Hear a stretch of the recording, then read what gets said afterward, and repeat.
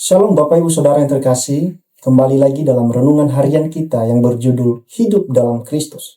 Firman Tuhan di dalam Amos pasal 5 ayat 6a, beginilah firman Tuhan. Carilah Tuhan, maka kamu akan hidup. Bapak Ibu, jika kita membayangkan ada seseorang yang berjalan di padang gurun tanpa arah dan tanpa air, ia mungkin terus berjalan, tetapi sesungguhnya ia menuju kematian jika tidak menemukan sumber kehidupan, bukan? Begitulah gambaran manusia yang hidup jauh dari Tuhan.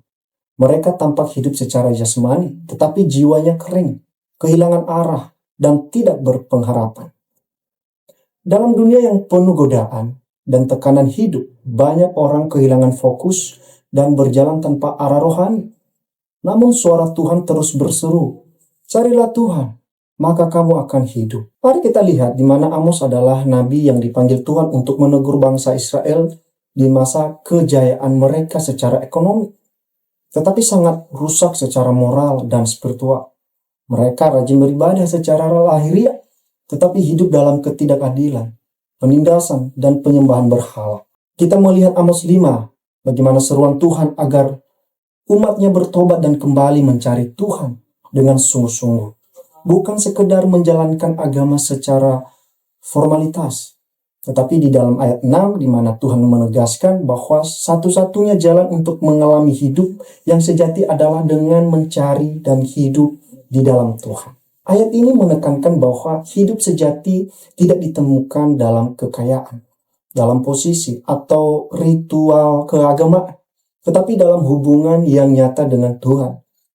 Banyak orang tampak hidup, tetapi sebenarnya mereka mati secara rohani. Mencari Tuhan bukan berarti kita kehilangan Tuhan, tetapi artinya adalah hidup dengan prioritas untuk menyenangkan Tuhan melalui iman, pertobatan, ketaatan, dan persekutuan yang intim dengannya setiap hari. Marilah kita belajar memprioritaskan hubungan kita dengan Tuhan melalui doa yang sungguh-sungguh, membaca firman setiap hari, dan hidup dalam kebenaran. Kita akan mengalami hidup yang penuh damai dan tujuan. Hidup dalam Kristus adalah hidup yang tidak goyah oleh situasi, karena dasar hidup kita adalah Tuhan yang kekal. Kita melihat bagaimana Amos menyerukan, "Carilah Tuhan, maka kamu akan hidup." Dalam terang perjanjian baru, Yesus Kristus adalah pernyataan nyata dari Tuhan yang harus dicari dan diimani.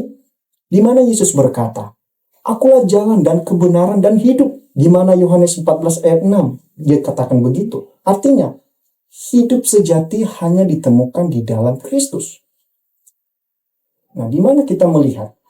Yaitu melalui kematian dan kebangkitan. Yesus membuka jalan bagi kita untuk kembali kepada Allah.